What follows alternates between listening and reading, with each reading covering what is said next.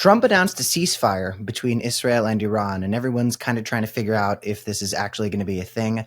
My name is Cameron Kasky, and we're just going to go over it right now. Trump put out a tweet yesterday talking about how the, quote, 12 days war is over now. And I was like, shit, that's pretty great. I hope he's not lying like he kind of always does.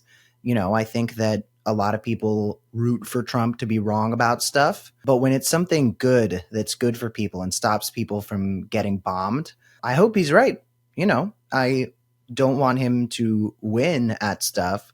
But when that stuff involves war stopping, I don't think it's a betrayal of my liberal values to be hoping that President Trump is right. Now, that doesn't mean that his unilateral military action without congressional approval is a good thing. But it does mean a ceasefire between Israel and Iran would be a good thing for the world. There's been some turbulence with oil prices that I haven't been keeping up with.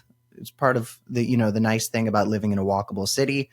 But apparently there's a ceasefire between Iran and Israel, which it's worth noting. These are two countries that are not really good at not doing violence. Trump has announced a ceasefire from Israel before in their war against Hamas in Gaza, and Israel did not stop indiscriminately killing civilians.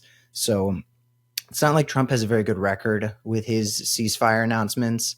But again, that doesn't mean we shouldn't hope that he's right this time. But this morning, he gave us a better look at his take on all this, a better look at what his vibe is here with Israel and Iran. And we're going to watch a clip right now that gives us some perspective on where Trump is at, or at least where he claims to be at. Israel says that Iran violated the peace agreement and the ceasefire agreement. Do you believe that Iran is still committed to peace? Yeah, I do. They violated it, but Israel violated it too. Are you questioning if Israel is committed? Israel, as soon as we made the deal, they came out and they dropped a load of bombs, the likes of which I'd never seen before. The biggest load that we've seen. I'm not happy with Israel. When I say, okay, now you have 12 hours, you don't go out in the first hour and just drop everything you have on them. So I'm not happy with them. I'm not happy with Iran either.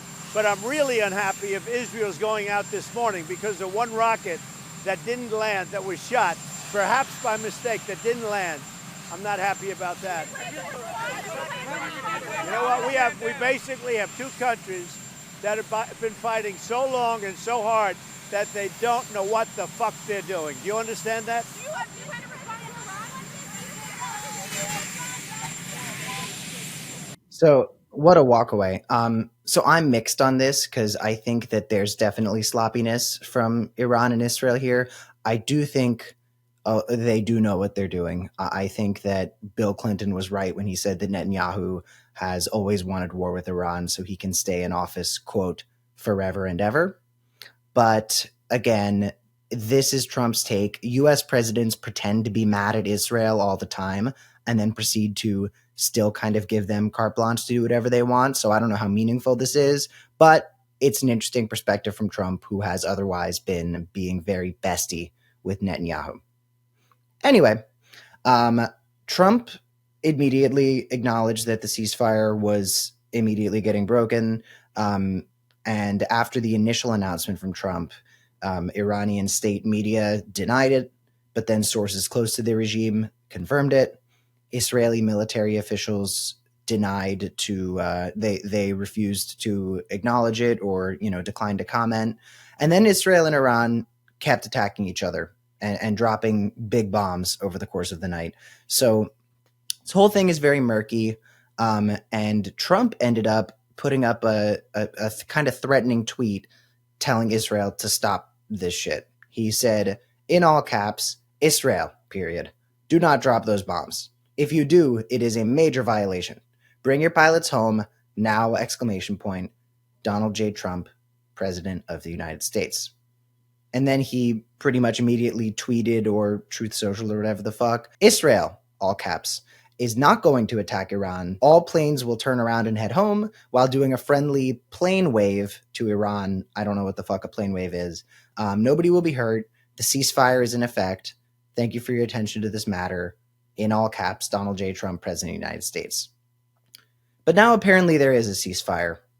As you could tell from what we've been talking about, this whole situation has been very murky and confusing, very here and there. And that's why when I made a video for social media initially announcing the breaking news of the ceasefire, I immediately went, yeah, this is great, assuming that this is actually a thing.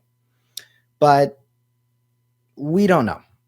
I feel like of the news sources in the world that I trust to be accurate and not deliberately lying, Trump, Israel, and Iran are definitely towards the bottom. I don't think Russian state media is going to be entirely honest either. I don't think the CCP's media is going to be very sincere in whatever they're reporting. I haven't heard about China in a while, so I'm sure we'll be hearing more about them once the recession starts. I did see that little Marco Rubio asked China to tell Iran to not close the Strait of Hormuz, which is kind of weird. I don't know this administration to be an ask administration. They've been a tell administration so far, but I think this just goes to show that China has a little bit more power here than Trump might want to admit, because we are, in fact, sort of with our tail between our legs, asking them for stuff. And it's not surprising that he sent little Marco to do it, because little Marco has no shame. Let's talk about where the Democrats are at on this. Ro Khanna introduced a war powers resolution, kind of working with Thomas Massie to rally Congress together and stand up against Trump's crazy, unconstitutional unilateral action. And people were really happy to see Ro Khanna do this. A lot of the Ro Khanna fans were saying, hey man, we've been knowing this guy's the man the whole time. Shout out fucking Ro Khanna, who just had a triumphant appearance on the Theo Von podcast, by the way.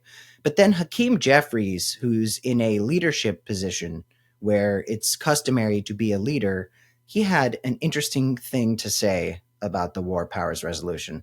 Let's take a look at our leader right now. Would you support the Ro Khanna war powers resolution? I haven't taken a look at it. Thanks. What the fuck are you doing, Hakeem Jeffries? You're supposed to be a leader. You should know about everything that's going on. And Ro Khanna introducing this is huge. You should have your eye on it immediately. You should know that it's happening before it gets announced. So not taking a look at the war powers resolution is such a clear indicator that this is not serious leadership we're getting from this guy. And it's yet another issue where the Democrats are being handed a winning issue and just turning it away. If we were staunchly anti-war, if we had unilateral messaging against provoking serious international powers with bombs, people would like us a lot more, but we can't even get our shit straight. Jasmine Crockett had something to say about this that I think was a lot clearer and more reflective of real leadership than what Hakeem Jeffries said. Let's take a look. And to understand enough about the Constitution to the extent that I'm the one that's supposed to make a fucking decision or at least get a vote.